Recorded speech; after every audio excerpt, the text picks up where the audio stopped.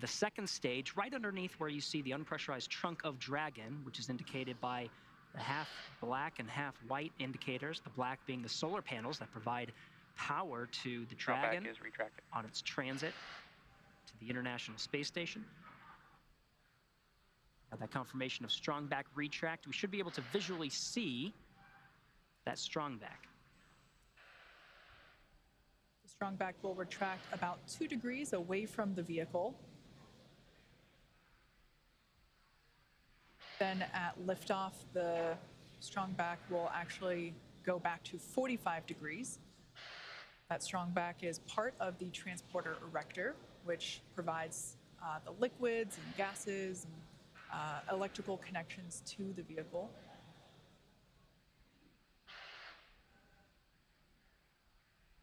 As Gary pointed out, those clamp arms opened up underneath the trunk, just above the first stage. And you can see that action happening now as that initial retraction just a couple degrees away from the vehicle.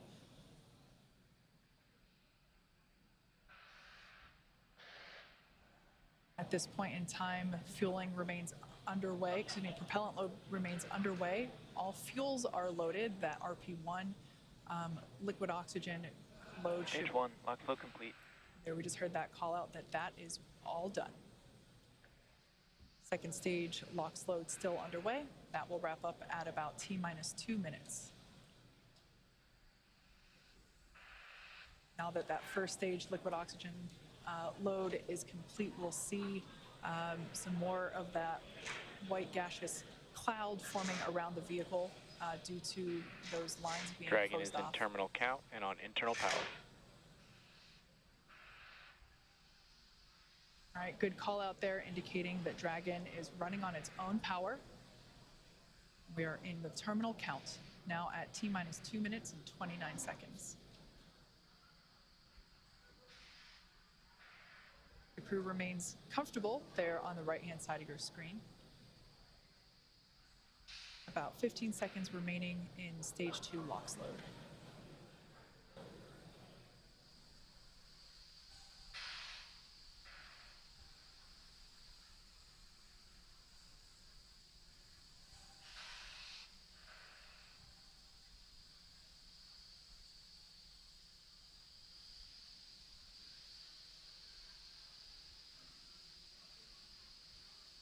Stage 2, lock flow complete. Okay. Dragon is in auto idle. You heard those calls. The Falcon 9 fully fueled with RP1, rocket fuel, as well as the liquid oxygen. That call of Dragon is in auto idle. There's going to be a series of calls. Gas close started. Expect rising. There's the gas closeout, purging the lines of the fuel that have supplied the Falcon 9 with RP1 and liquid oxygen. Also wait for a call of the arming of the flight termination system. The Dragon flight computers are configured for launch. Flight termination system will allow Falcon 9 to talk to Dragon on the ride uphill. Terminate the flight, issuing an abort. Startup. Dragon is in countdown. T-minus 1 minute and counting. Dragon is in countdown. Everything's looking good for launch.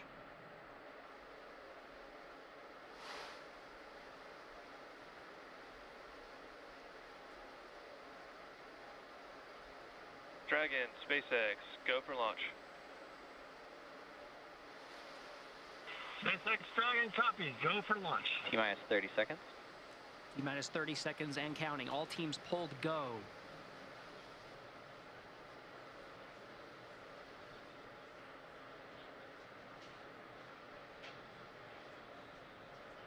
$15 seconds. Ready for an on-time launch for the instantaneous T-minus 10, 9, 8, 7, 6, 5, 4, 3, 2, 1.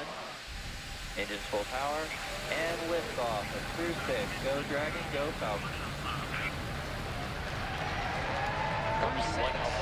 Now launching on Endeavour's fourth flight to the International Space Station. Vehicles pitching downrange, 1.7 million pounds of thrust provided by the 9 Merlin 1D engines on the first stage. Hearing good calls. Stage 1 propulsion is nominal.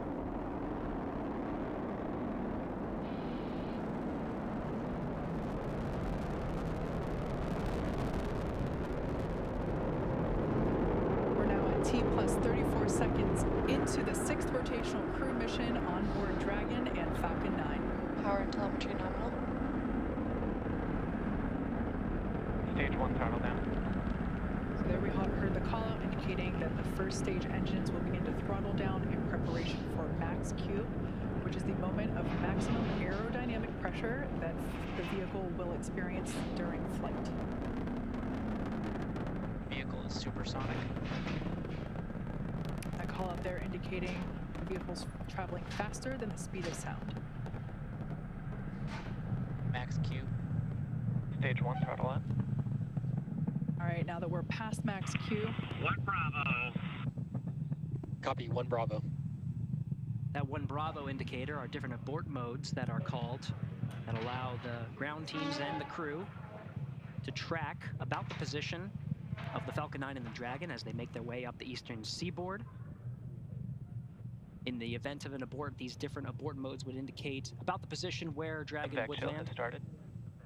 as well as indicate what series of maneuvers Dragon would indicate. But so far, we're hearing good calls on the performance of the Falcon 9 on its ride uphill. 1 minute 53 seconds into flight.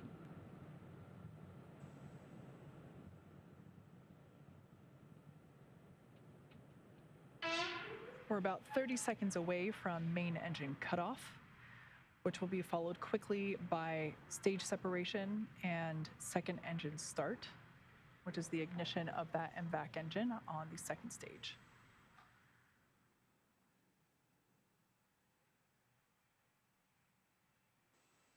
Now about 10 seconds away from main engine cutoff.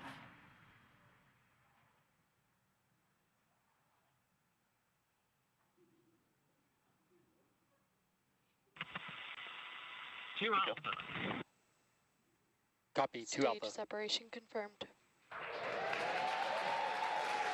There you can see on your screen confirmation of stage separation as well as ignition of that second stage engine.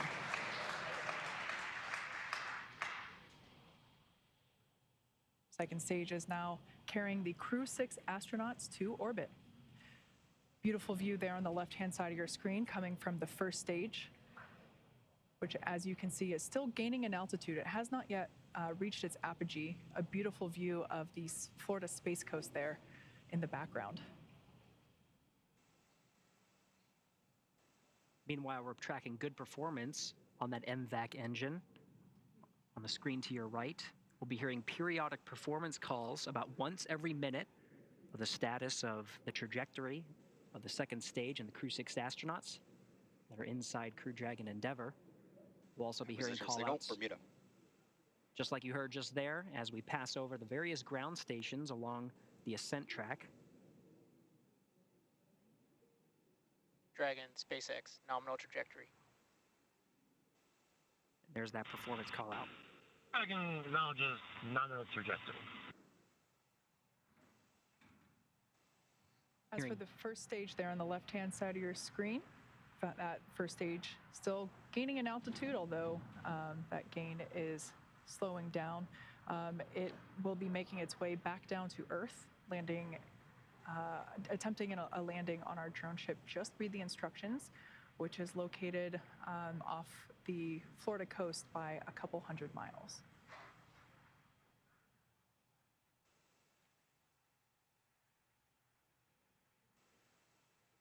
The MVAC engine on stage 2 burns for 6 minutes after second stage ignition.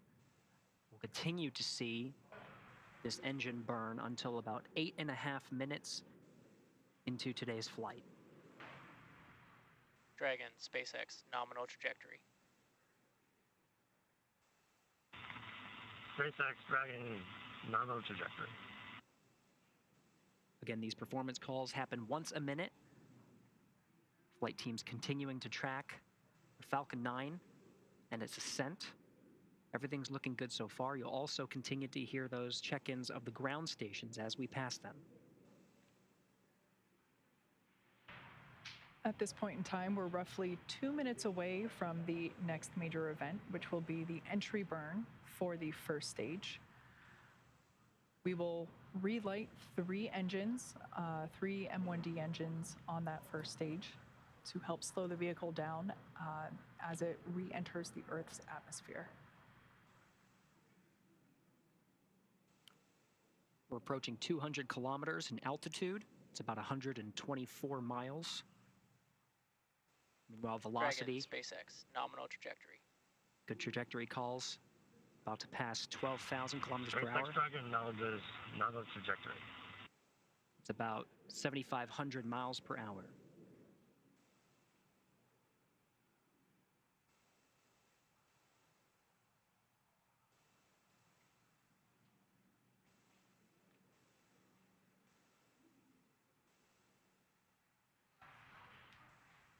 Everything looking nominal for both first and second stages. Now coming up to T plus 6.5 minutes into flight.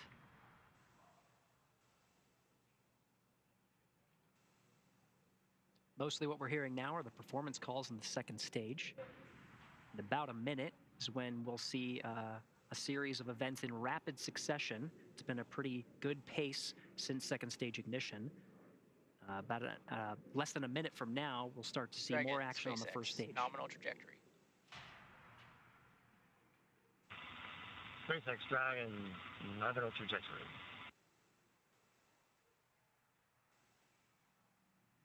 As Gary mentioned, those callouts occurring about once every minute. Now we're about 20 seconds away from the first stage entry burn. That burn will last about 30 seconds and help slow the vehicle down as it re-enters back into the Earth's atmosphere. Stage 1 entry burn startup. And there you can see Stage 2, FTS has safed. on your screen that first stage entry burn has begun. That booster sees high drag, which actually scrubs roughly 70% of the velocity by the time that the landing burn begins. So about another 10 seconds of this entry burn. Again, 3 engines relit, the center and 2 Stage 1 radial entry burn engines. shutdown. And conclusion of that entry burn. Meanwhile, good performance on the second stage. Since second stage ignition, we've been in a 2 alpha abort mode. The next abort modes will happen in rapid succession to Bravo, to Charlie, Delta, Terminal and Echo, guidance. each indicating different series of maneuvers in the event of an abort scenario. But as you've been hearing through the periodic checks, we're seeing good trajectory, good performance on the Dragon and Falcon 9. SECO, second stage engine cutoff, would be coming at 8 minutes 48 seconds. We're coming up on that event. SpaceX Dragon Shannon. Stage Shannon, 1 Copy, engine cutoff. Shannon. now off the coast of Shannon, Ireland. Standing by for SECO.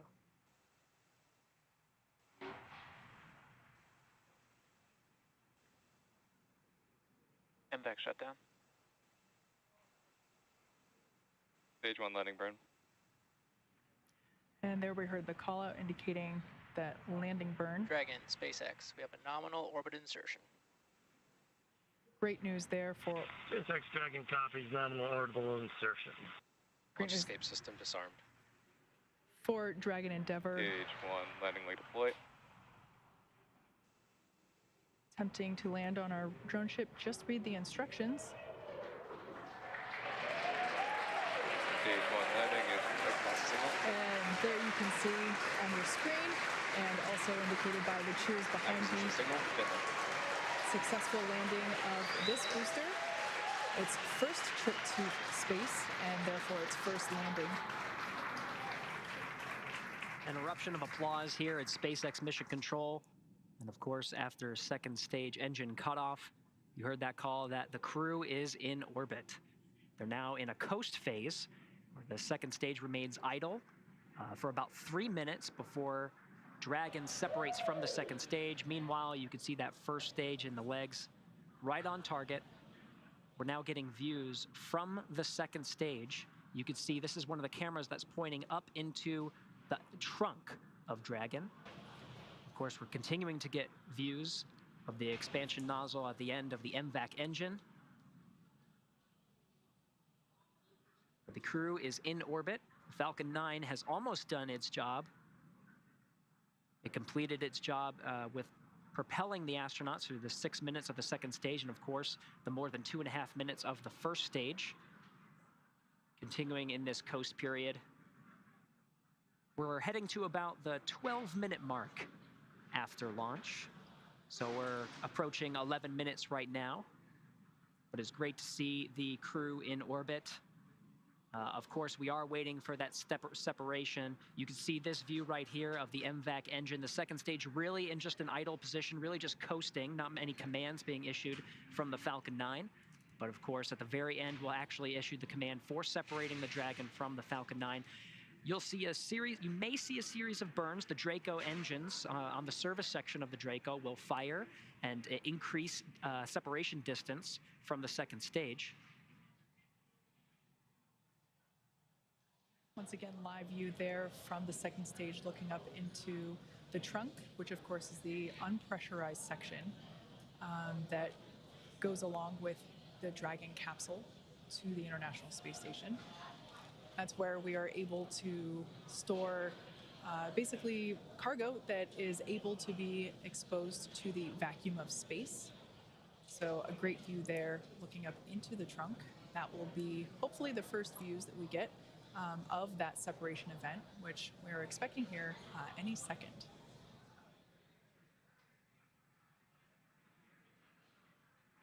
There you can see on your screen confirmation. Dragon separation confirmed.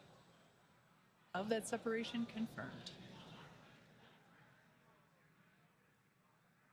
Dragon Endeavour is now floating free in space. That's right, the Falcon 9. Dragon, CE here. Welcome to orbit. Congratulations. Your flight is exactly 4 years after the flight of the Demo 1 mission. Like Andre said, all the best things take 2 tries. Happy that we could get you off tonight. If you enjoyed your ride, please don't forget to give us 5 stars. Over to LD for some words.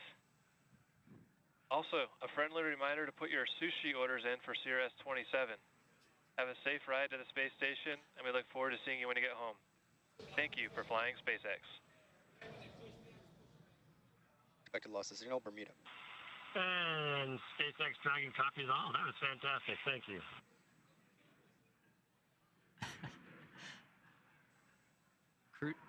The Crew-6 astronauts, of course, having a strong bond. And SpaceX Dragon, we'd like to really, for the great ride to orbit today. It was greatly appreciated. May have taken 2 rides, but 2 times, but it was worth the trip. And I guess I'll pass it over to Woody for some words. Yeah, SpaceX Dragon, just want to say as a rookie flyer, that was one heck of a ride. Thank you. I would say put it as an absolute miracle of engineering, and I just feel so lucky that I get to fly on this amazing machine. Thanks to SpaceX, thanks to NASA, Commercial Crew Program, and our international partners. A lot of innovation went into this, tireless work out there, and a lot of painstaking attention to detail and focus on testing. And I think that's what makes it all possible to fly humans in space. Thank you.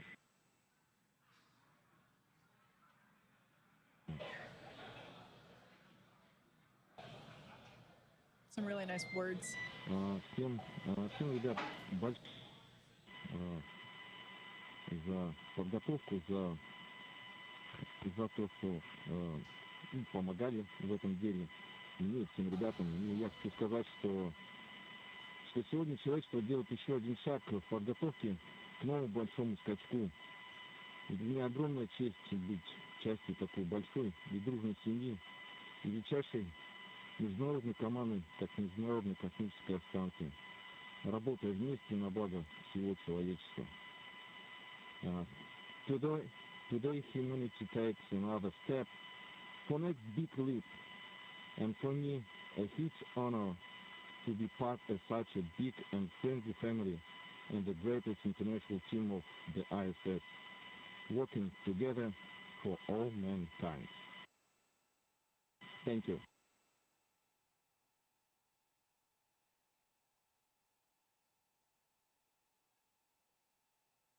Well said, everybody.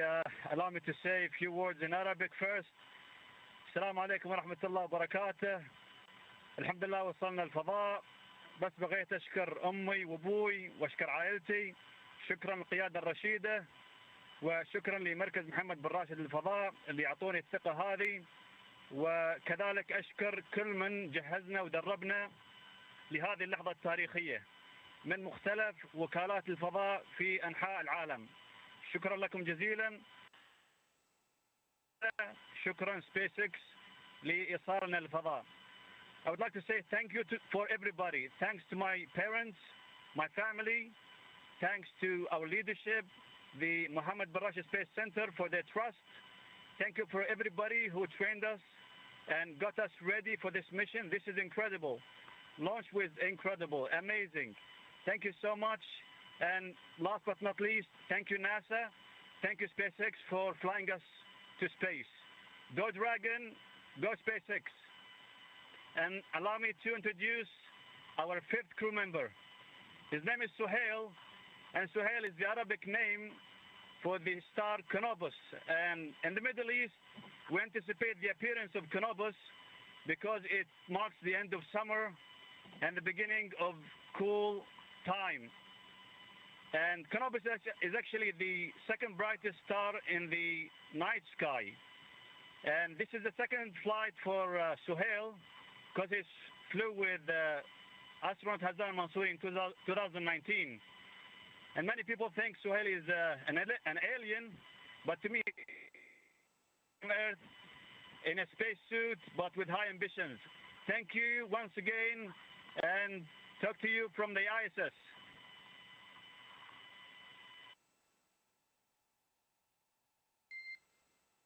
And Dragon SpaceX, we copy all those words. At this time, I can provide you an update that we had nominal dehumidifier activation and service section Draco checkouts. For your awareness, on hard capture hook 5, we did swap to backup motors, so you'll see that the nose cone opening did swap to backup. However, all hooks did indicate that they were traveling and look good on backup. Acquisition signal. 6 Dragon copies, and we see that on the display.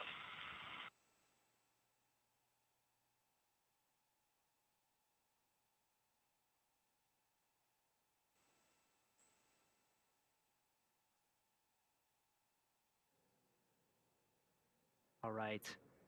Very dynamic time. Of course, the Falcon 9 delivering the Crew-6 astronauts into orbit after the 9-minute ascent. We heard those great congratulatory words from each and every member of Crew-6, who of course had a strong bond with the teams here in Mission Control and SpaceX. That call you did here to the crew was about the nose cone. The nose cone is deploying now. They were troubleshooting an issue with one of the hooks, but switched to backup motors, and we're seeing that nose cone deploy now. But Crew-6 is now on its way to the International Space Station. It's going to take about 24.5 hours. So they'll go through a series of checks, a series of initial burns, and then eventually have a sleep period before waking up and really getting into the action with a lot of the burns that bring it closer and closer to the International Space Station. It'll be docking to the Zenith port. We're now getting views from the Dragon, and that's the nose cone deploying that you're seeing right now on the end of the Dragon. And Kate, this really sets the crew up for some of the major burns here. That nose cone deploying reveals the 4 forward bulkhead Dracos that do a lot of the heavy lifting, a lot of those significant burns that bring the crew closer to the International Space Station. That's right. The nose cone is basically the pointy end at the top of Dragon. So now with that being exposed, those forward bulkhead thrusters will be able to do their job as Dragon Endeavour makes its way to the International Space Station. Just prior to losing the ground station coverage, we were able to catch a quick glimpse of the 0G indicator. I always love seeing that be revealed, as it's always different for each crew and it's always special to the crew members.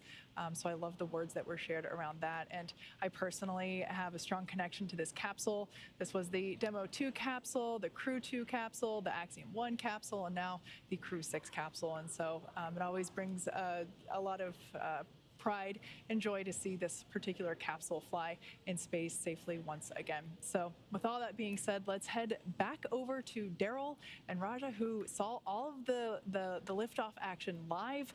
You guys, I bet it was incredible having seen it from the press site myself a couple of times. I know you can feel it.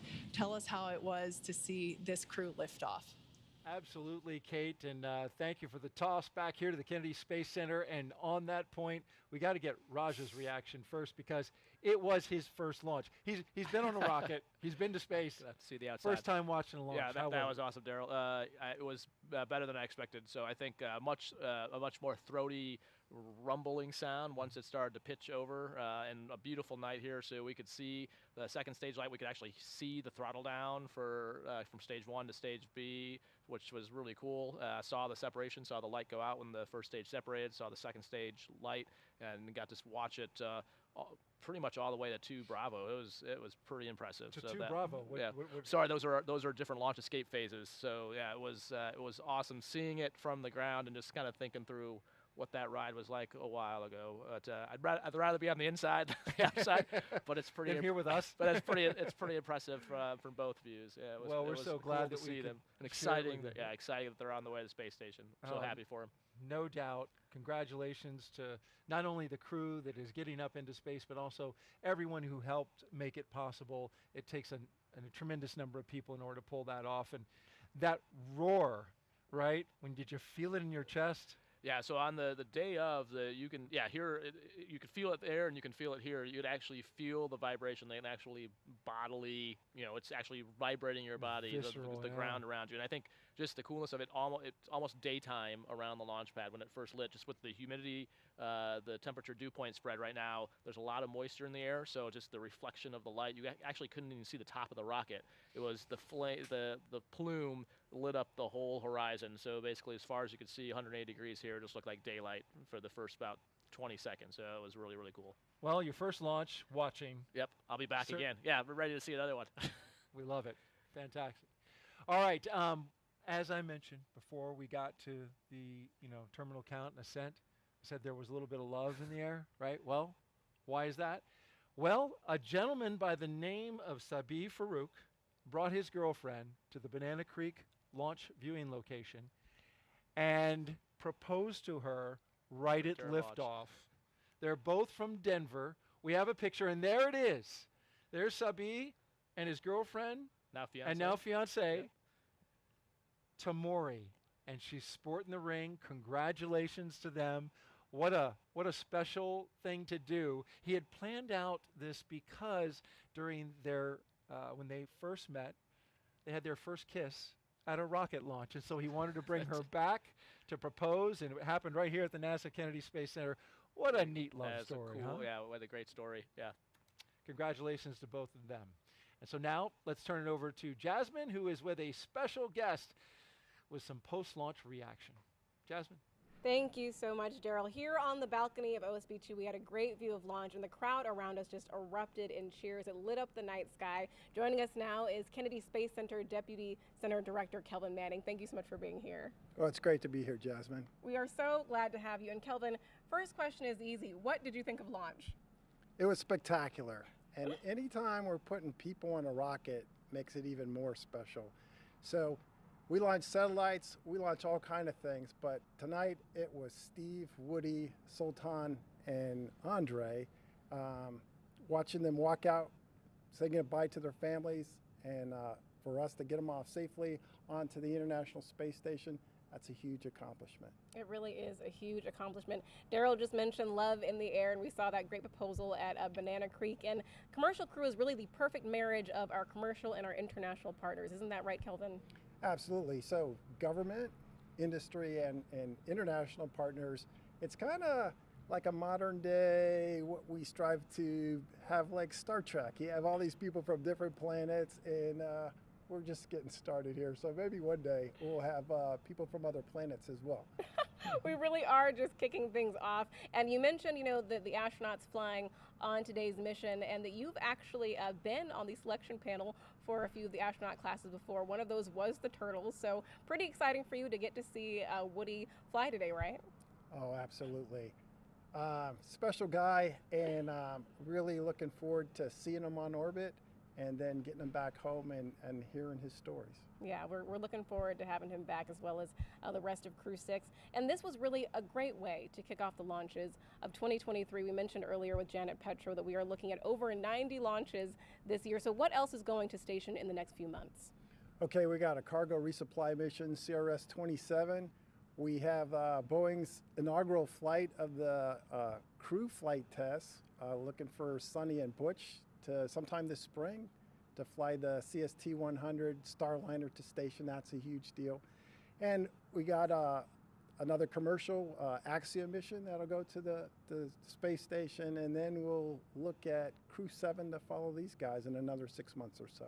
Wow, a lot of work going on here at the Kennedy Space Center. Kelvin, any final words of thanks that you want to give to the workforce here?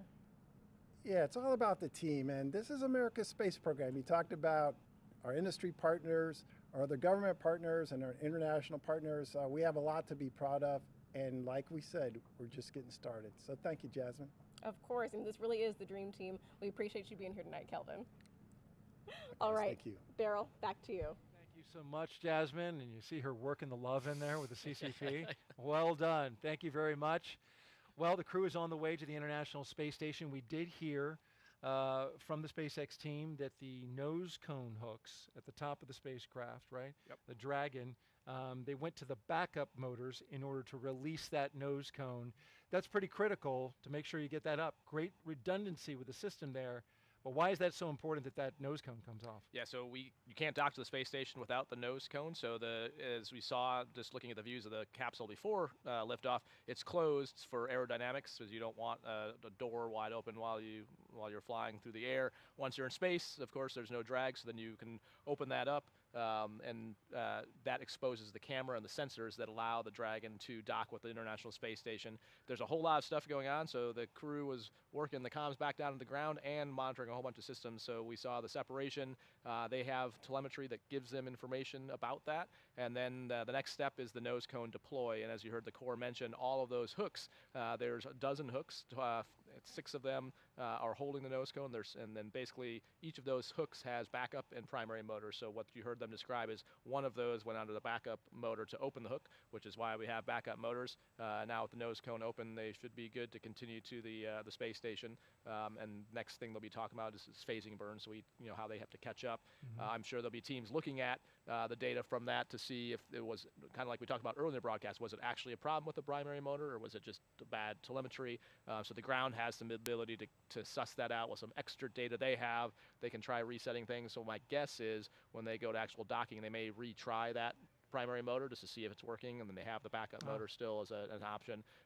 So they still have the redundancy, but they'll sort through maybe troubleshooting that some more, but I don't think it should affect the follow-on. So those hooks are used when they dock? Right, the same hooks. There's a soft capture and a hard capture, a hard hook system that attaches them to the space station. But again, as long as the backup motor's working, it should be fine. Should be good to go? Yep. All right, well, we will track it all along the way, and we know we saw a visual confirmation of the nose cone coming off. Yep. Saw that right on the video with the cameras that SpaceX has. And so now, Stephen, Woody, Sultan, and Andre are on course to arrive at the International Space Station around 1:17 a.m. Eastern Time tomorrow. And of course, NASA TV will be wrapping up our coverage, but you can follow along with Crew-6's entire ride to the station and hear real-time audio from space to ground on our mission audio stream on YouTube. Just look for the link on NASA social media accounts and in the description of the NASA YouTube launch broadcast. And though our coverage here at Kennedy Space Center is concluding, Crew-6's mission has only just begun. And you know it well, Raja, when you go up into the International Space Station, you really enjoyed the ride getting there, because that's when the work starts. Exactly, yeah. So it's actually a really nice period of time here. You got some time to look out the window, enjoy your time. You spend a lot of time in the sim, the Dragon sim, whether it's out at Hawthorne or the ones out in Houston. But it's nice to actually now enjoy the ride and take it all in, especially for the 3 rookies. Get used to some space adaptation, moving around in microgravity before you get on the space station, because as soon as you show up in the space station, man, it is busy. It is fun, but it is busy. Time to get to work. Next up is our post-launch news conference scheduled for 2:30 a.m. Eastern Time on NASA TV. We'll have a live joint docking coverage of Crew-6. We'll have the welcome ceremony starting at 11 p.m. Eastern Time tonight. This will be on Thursday on NASA TV, as well as SpaceX's YouTube channel. And you can find mission updates on Twitter, at NASA, at SpaceX, and on the web at nasa.gov. Including that link. We'll have it in there in the description of the mission audio stream if you want to stick with Crew-6 during their entire journey to the space station. Well, before we want to sign off here at Kennedy, I want to thank Rajachari for being on the launch broadcast and sharing your incredible experiences. I learned such an incredible amount. I hope our audience did too. You answered all their questions, and it was fascinating just to listen to all the things that happened. Really appreciate you being here. I'm glad I got a chance to see a rocket launch, and so yeah, I highly recommend coming here to do this so you can get a great view of a rocket launch. It's the way to go. Great plug for the Kennedy Space Center there, Roger. We appreciate that, and good luck to you on your work with the HLS. You're doing a lot of work there with the human landing system for the Artemis program, and people are really excited about that. Yeah, they should be. It is an amazing time. We're seeing what we're doing in low Earth orbit, and that is just the first step, man. We are going back to the moon to stay and onto Mars, and it is a great time to be in space. Congratulations on watching your first launch, and congratulations to the space lovebirds out there at the Kennedy Space Center who tied, or at least had the proposal and got a big yes. And then, of course, thanks to all of our guests for joining us today. We really appreciate you watching. You are why we do this, right? So here now are some highlights from the journey to orbit off the Earth for the Earth. For Rajachari and everyone here at the NASA Kennedy Space Center, I'm Daryl Nail. Have a great night and keep looking up. Crew-6 on the move inside astronaut crew quarters. Crew-6 walking outside of astronaut crew quarters for the second time. Andrei Fedyaev, Woody Hoberg, Stephen Bowen, and Sultan Al-Nayani. The crew departing the Neil Armstrong Operations and Checkout Building. A full security escort across NASA's Kennedy Space Center to Launch Pad 39A. The commander and pilot, Stephen and Woody, making their way inside Dragon. There go our 2 mission specialists as they cross the hatch, being very careful. It's a 5-point harness just to save wear and tear on the suits. A lot of times the ground crew will help with doing that. As we watch the SpaceX closeout crew close the hatch to the Dragon capsule. 3, 2, 1. Engines full power and liftoff of Crew-6.